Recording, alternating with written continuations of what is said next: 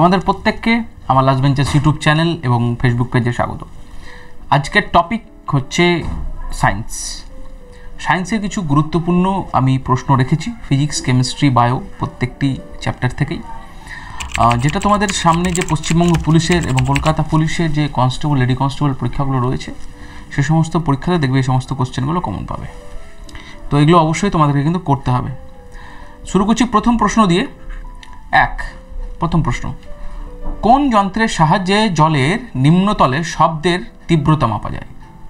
একটু ইউনিকনেস আনার চেষ্টা করেছি কোশ্চেনগুলোতে, ঠিক আছে? চিরাচরিত এই কোশ্চেন প্র্যাকটিস না করে একটু ইউনিকনেস নিয়ে আসার চেষ্টা করেছি। জলের নিম্নতলে শব্দের তীব্রতা মাপা হয় কিসের সাহায্যে বলো? Hygrometer, hydrophone, fathometer, audiometer.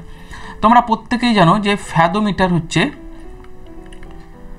সমুদ্রের কি মাপা হয় বলো? ফ্যাদোমিটারের সাহায্যে সমুদ্রের গভীরতা, সমুদ্রের গভীরতা মাপক যন্ত্র যেটা ব্যবহার করা হয় সেটা হচ্ছে ফ্যাদোমিটার। আর অডিওমিটার হচ্ছে যে শব্দের প্রাবল্য বা বলা যেতে পারে intensity of sound, intensity of sound বা শব্দের প্রাবল্য, এটা বলতে পারো। হাইগ্রোমিটার হচ্ছে অ্যাটমসফিয়ারিক হিউমিডিটি মাপা হয়, ঠিক আছে? মানে হচ্ছে বায়ুমণ্ডলীয় আর্দ্রতা।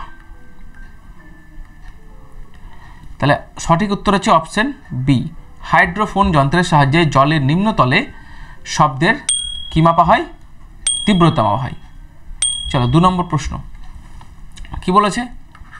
কোনো ব্যারেলকে, ব্যারেল বলতে ব্যারেল ধরো, এই ধরো এটা একটা ব্যারেল, ঠিক আছে? এটা একটা ব্যারেল। এই ব্যারেলকে গড়িয়ে নিয়ে যাওয়ার থেকে টেনে যদি আমি নিয়ে যাই তাহলে এটা কষ্টকর। গড়িয়ে নিয়ে গেলে খুব তাড়াতাড়ি চলে যাবে রোল করে করে। কেন কষ্টকর? ব্যারেলের ওজন দ্বারা পৃষ্ঠতলের কার্য তার ভরের সঙ্গে যুক্ত হওয়া, এটা তো কোনো মতেই হবে না। ব্যারেলের পৃষ্ঠতল রাস্তার ওপর নির্ধারক গুণক, এটাও হবে না। নিউটনের দ্বিতীয় গতিসূত্র এই প্রক্রিয়ার নির্ধারক, কিছুটা বলা যেতে পারে। দেখো নিউটনের দ্বিতীয় গতিসূত্রেতে কি দেওয়া আছে? যে কোনো বস্তুর যে ভরবেগ পরিবর্তনের হার বস্তুটির উপর প্রযুক্ত বলের সমানুপাতিক হয়, অর্থাৎ প্রযুক্ত বল যেদিকে ক্রিয়া করে ভরবেগ পরিবর্তনও সেই দিকে হয়, ঠিক আছে? অর্থাৎ ধরো মালবাহী ট্রাক আর খালি ট্রাক দুটো চলছে, তো কোনটিকে থামাতে সব থেকে বেশি বল প্রয়োগ করতে হবে বা কোনটি থামবে খুব বল প্রয়োগ না, বলা যেতে পারে যে কোনটি দ্রুত থামবে। তাহলে যেটা মালবাহী ট্রাক সেটা কিন্তু দ্রুত থামবে না, ঠিক আছে? এখানে কিন্তু নিউটনের দ্বিতীয় গতিসূত্র কাজ করছে। যেটা খালি ট্রাক সেটা কিন্তু দ্রুত থেমে যাবে, ঠিক আছে?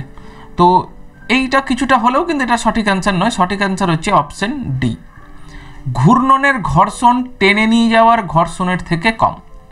একদম সোজা ভাষাতেই তুমি বুঝতে পারছো যে ঘূর্ণন, আমি যে ব্যারেলটাকে নিয়ে যাব, ঠিক আছে, ঘুরিয়ে ঘুরিয়ে বা রোলিং করে, ঠিক আছে, তার যে ঘর্ষণ হবে পৃষ্ঠতলের সঙ্গে তার থেকে টেনে নিয়ে যাওয়ার যে ঘর্ষণ সেটা কম, ওই জন্য গড়িয়ে নিয়ে গেলে ব্যারেল আমার সব থেকে তাড়াতাড়ি চলে যাবে, ব্যাস, আর কিছুই না।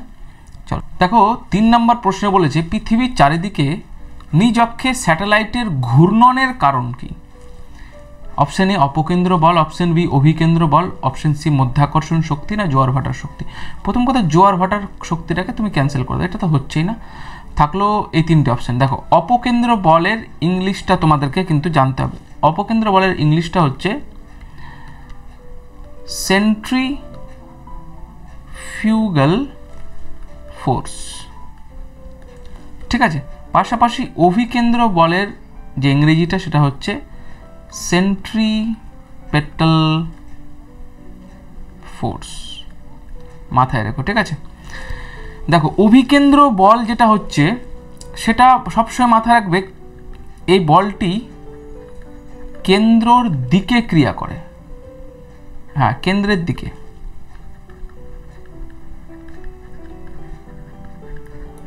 কারেক্ট। আর এই অপকেন্দ্র বল কেন্দ্রের বাইরের দিকে ক্রিয়া করে।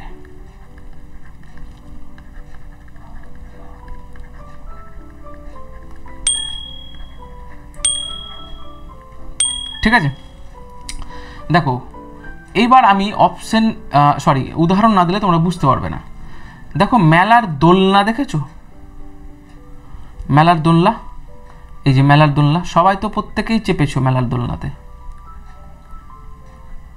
এই যে তোমরা এখানে চেপে থাকো দোলনাতে বসে, এবার দোলনাটা ঘোরে না, যখন ঘোরে তখন তোমার মনে হয় না যে তুমি ছিটকে বেরিয়ে চলে যাবে? তুমি কি সেই ছিটকে বেরিয়ে যাও না, তুমি কিন্তু যখন উঠো আবার নামো তখন একটা কিন্তু এইখানে একটা অপোজিট একটা বলা যেতে পারে এই যে বল কাজ করে অপোজিট কেন্দ্রের দিকে। আমি বললাম না এই যে কেন্দ্রের দিকে অপোজিট বল এই কেন্দ্রের দিকে কাজ করে, যার জন্য তুমি ছিটকে চলে যাও না। সেটাই হচ্ছে সেন্ট্রিপেটাল ফোর্স বা অভিকেন্দ্র বল, যার ফলে মেলার দোলনা এটা একটা উদাহরণ। পৃথিবী সূর্যের চারিদিকে ঘোরে উদাহরণ।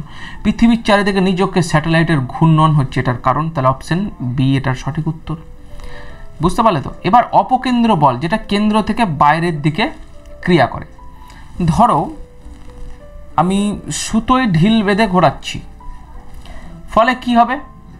ঢিলটা বা পাথরটা যেটা আমি ঘোরাচ্ছি সুতোয় বেঁধে, সেটা কিন্তু বাইরের দিকে ছিটকে চলে যাওয়ার চেষ্টা করবে। তাহলে সেটা কি করছে? কেন্দ্র থেকে বাইরের দিকে ক্রিয়া করছে। সেই বলটা, যে বলটা চাইছে যে আমি বাইরের দিকে চলে যাই, সেটা হচ্ছে অপকেন্দ্র বল বা সেন্ট্রিফিউগাল ফোর্স। ওয়াশিং মেশিনের যে ঘূর্ণনের কার্য বলি, সেটাও কিন্তু বলা যেতে পারে অপকেন্দ্র বল।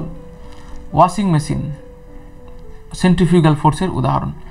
আর আরেকটা জিনিস বলি, পাথর সুতোতে পাথর বেঁধে ঘোরালে পাথরটা কিন্তু যেতে চায় ছিটকে, ওর উপর যে বল কাজ করে ছিটকে চলে যাওয়ার জন্য, সেটা কিন্তু সেন্ট্রিফিউগাল। আর কিন্তু যখন ছিটকায় না কিন্তু, ঠিক আছে, সে কিন্তু ছিটকে চলে যেতে চায় না, ও কিন্তু ঘুরতেই থাকে। এই ঘূর্ণনের ফলে যে ফোর্সটা কেন্দ্রের দিকে সেই পাথরটাকে টেনে ধরে থাকে, সেই বলটা হচ্ছে অভিকেন্দ্র বল। তাহলে পাথর সুতোর বেঁধে ঘোরানো, এটা হচ্ছে এক ধরনের রিয়েল এক্সাম্পল এই দুটো ফোর্সের। ঠিক আছে, তো অভিকেন্দ্র বল বা সেন্ট্রিপেটাল ফোর্স তোমাদেরকে জিজ্ঞেস করবে পৃথিবীর চারিদিকে নিজ অক্ষে স্যাটেলাইটের ঘূর্ণন, তারপরে পৃথিবী সূর্যের চারিদিকে ঘোরে, মেলার দোলনা, এই সমস্ত কিন্তু জিজ্ঞেস করবে। তাহলে এটা সঠিক উত্তর কিন্তু 3-এর বি। চলো নেক্সট প্রশ্ন দেখে নিই। বরফের কত অংশ সমুদ্র পৃষ্ঠে ভেসে থাকে?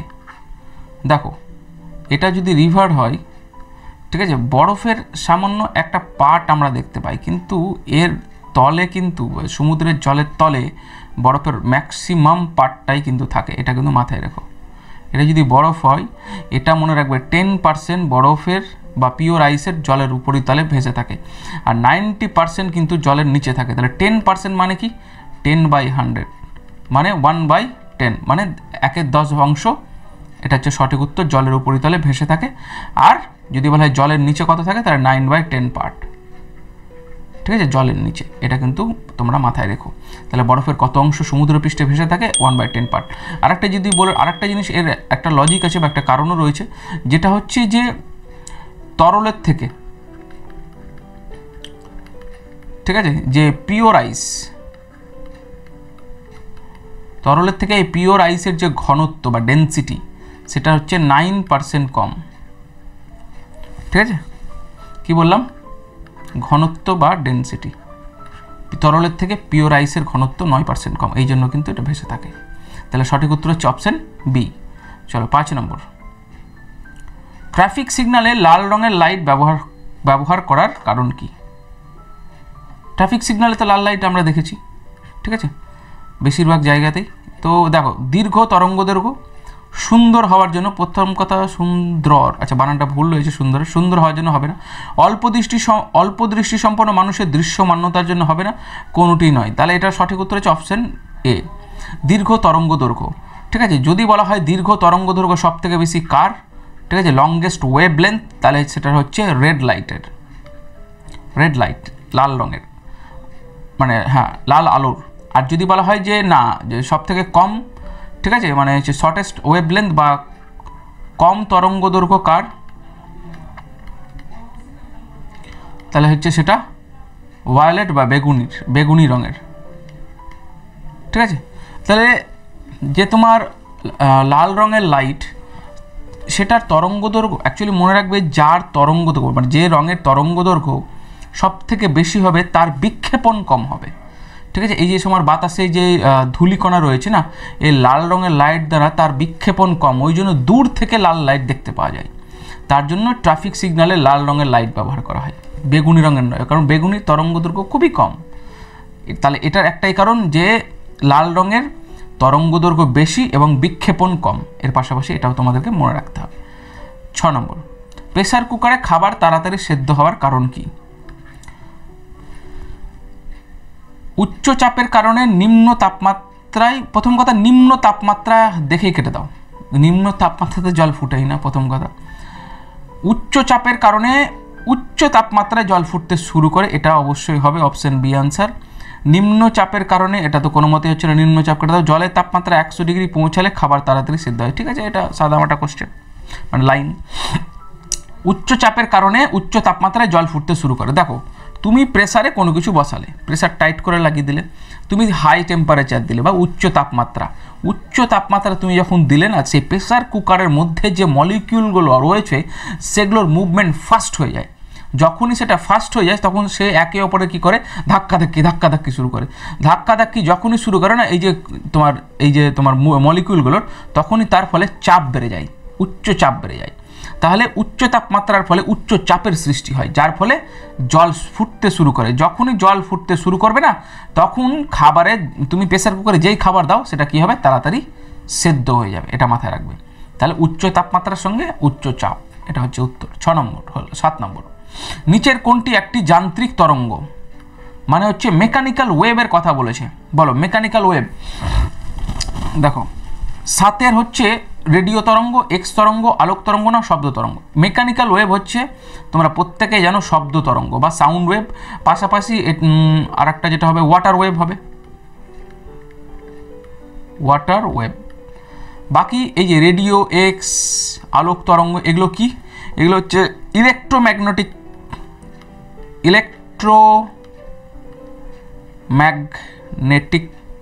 ওয়েভ।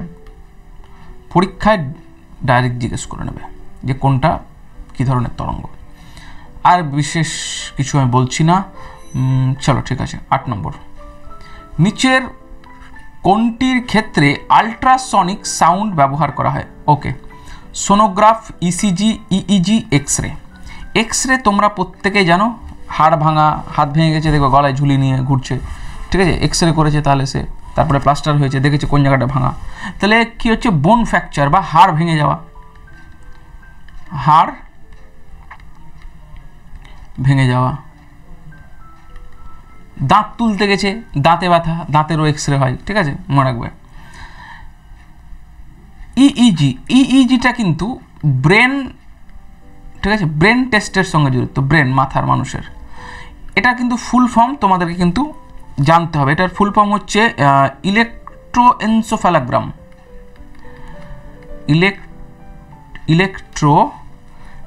ইলেকট্রোএনসেফ্যালোগ্রাম, হ্যাঁ, এনসেফ্যালোগ্রাম মাথায় রাখবে। আর ইইজিটা মনে রাখবে কিসের সঙ্গে সম্পর্কযুক্ত? হার্ট, ঠিক আছে, হার্ট রেট বা হার্টে যে ইলেকট্রিক্যাল তোমার অ্যাক্টিভিটি হার্টের, সেটাকে পরিমাপের জন্য ইসিজি। ইসিজির ফুল ফর্ম তোমাদেরকে প্রত্যেকে জানা উচিত, ইলেকট্রোকার্ডিওগ্রাম, ঠিক আছে। সোনোগ্রাফ তোমরা প্রত্যেকেই শুনেছো কোথাও না কোথাও, বাড়িতে বা আশেপাশে, বা তোমাদের যদি কোনো মানে দেখবে এখানে পরীক্ষা নিরীক্ষা হয়, সমস্ত টেস্ট হয়। আল্ট্রাসোনোগ্রাফ, তাহলে তো পেয়ে গেছো, আল্ট্রাসনিক সাউন্ড, আল্ট্রাসোনোগ্রাফ। তাহলে অপশন এ হচ্ছে এর সঠিক উত্তর, সোনোগ্রাফ। দেখো আল্ট্রাসোনোগ্রাফ আমরা সচরাচরই শুনতে পাই। অ্যাকচুয়ালি এই আল্ট্রাসনিক সাউন্ড ব্যবহার করা হয় যে মানবদেহের যে ভিতরে যে সমস্ত ইন্টারনাল পার্ট রয়েছে, ঠিক আছে, তার ছবি, ঠিক আছে, বা তোমার স্ক্যানিং করার জন্য, ঠিক আছে। যেমন ধরো মহিলাদের গর্ভাবস্থায় আল্ট্রাসোনোগ্রাফি করা হয়, কেন? তার যে মহিলার গর্ভাবস্থায় যে বেবিটা রয়েছে, ঠিক আছে, তার গ্রোথ, তার তোমার বলা যেতে পারে মুভমেন্ট বা তার হার্টবিট, এসবের জন্য আল্ট্রাসোনোগ্রাফ করা হয়, যেখানে আল্ট্রাসনিক সাউন্ড ব্যবহার করা হয়। তাহলে সঠিক উত্তর হচ্ছে 8 এ। 9 নম্বর, বৈদ্যুতিক শক্তিকে দেখো এই কোশ্চেনগুলো খুব ইম্পর্টেন্ট, পরীক্ষায় বারবার জিজ্ঞেস করে, জিকে টাইপের কোশ্চেন। বৈদ্যুতিক শক্তিকে যান্ত্রিক শক্তিতে রূপান্তরিত করে কে? বৈদ্যুতিক শক্তি মানে বিষয়টা হচ্ছে, দেখো ইলেকট্রিক মোটর, ট্রান্সফরমার, ডাইনামো। প্রথম কথা, ডাইনামো ট্রান্সফরমার হবে না, ইলেকট্রিক মোটর হচ্ছে এটা সঠিক উত্তর। ইলেকট্রিক মোটরের তুমি যদি দৈনন্দিন জীবনে, ঠিক আছে, ব্যবহারিক প্রয়োগ দেখো, তাহলে আমি বলবো ইলেকট্রিক ফ্যান।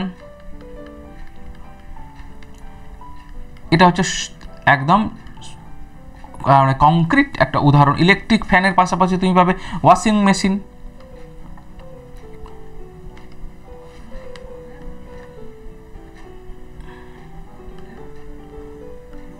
মেশিন, তারপরে মিক্সচার গ্রাইন্ডার, বলে না মিক্সি মেশিন যেটা।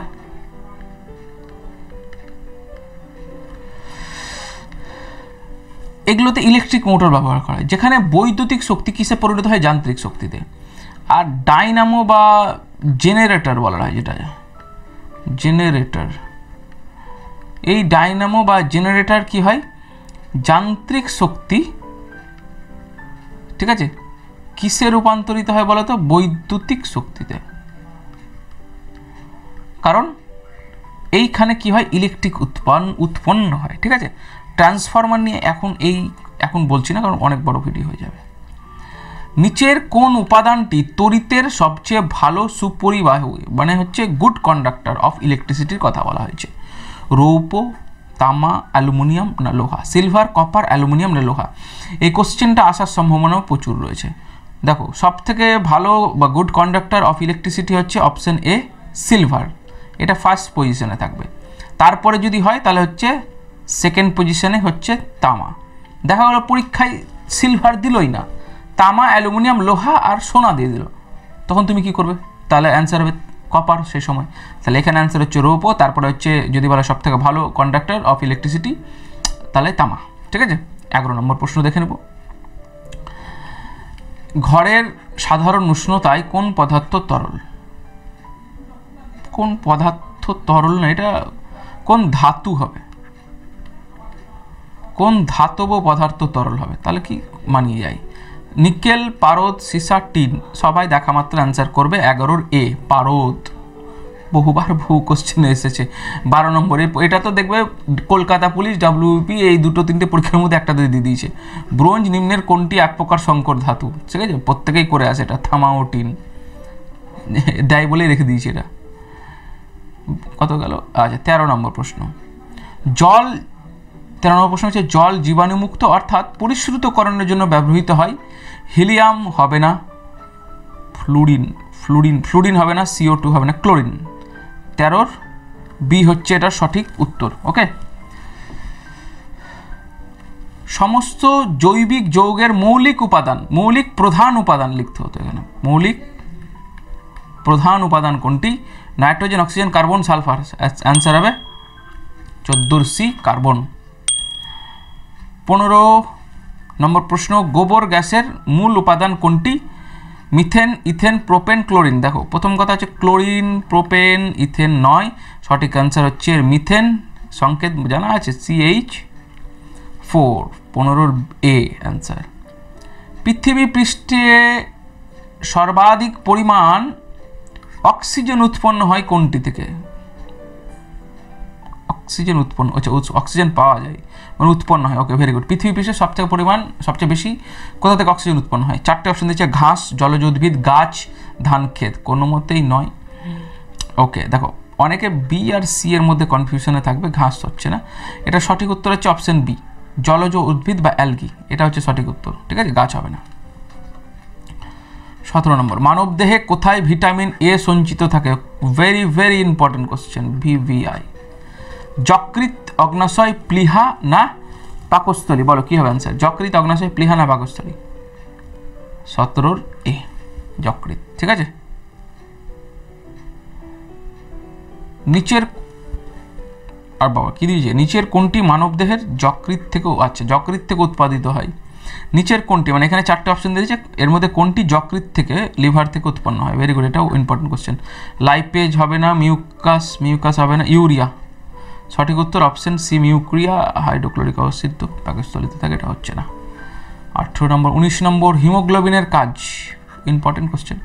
অক্সিজেন বহন করা, এটা তো আমরা জানি হবেই, অক্সিজেন বহন করা, ব্যাকটেরিয়া ধ্বংস, রক্তাল্পতা রোধ, লৌহ যৌগের ঘাটতি মেটানো। বা দেখো এখানে অপশনে বলা যেতে পারে হিমোগ্লোবিনের কাজ, এটাও লৌহ যৌগের ঘাটতি মেটানো। চলো ঠিক আছে, এটাও সঠিক অ্যান্সার মনে রাখবো অপশন এ, 19-এর এ, ঠিক আছে।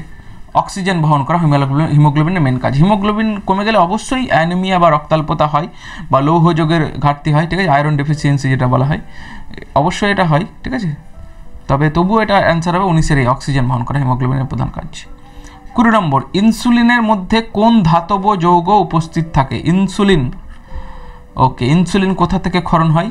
তোমরা কমেন্ট করে দিও, যাও লাস্টে। টিন, তামা, জিঙ্ক না অ্যালুমিনিয়াম? বলো অ্যান্সার কী হবে? অ্যালুমিনিয়াম হচ্ছে না, এটা হচ্ছে না, এটা হচ্ছে না, জিঙ্ক। 20-এর C answer. আজকের মতো সায়েন্সের এই ক্লাসটাই আমি তোমাদেরকে প্রোভাইড করলাম। আরও প্রচুর পরিমাণে এই সমস্ত গুরুত্বপূর্ণ কোশ্চেন ডেসক্রিপশন আকারে আমি অবশ্যই আলোচনা করে দেবো। পাশাপাশি আরও বিভিন্ন ধরনের ভিডিও, জিকে জিএস থেকে শুরু করে হিস্ট্রি, জিওগ্রাফি, পলিটি, তারপরে ম্যাথ, রিজনিং, ঠিক আছে, ইংলিশ, সমস্ত কিছুর ভিডিও আমার চ্যানেলে আমি আপলোড করতে থাকি, ওগুলো অবশ্যই দেখে নেবে। সবই গুরুত্বপূর্ণ কোশ্চেন, আমি কোনো একদম বড় বেশি কিছু করাই না, একদম অল্পের মধ্যে যেগুলো ইম্পর্টেন্ট সেগুলোই করাই, ঠিক আছে। প্রত্যেককে জানাই সুস্থ থাকুন, ভালো থাকুন, থ্যাংক ইউ, জয় হিন্দ, বন্দে মাতরম।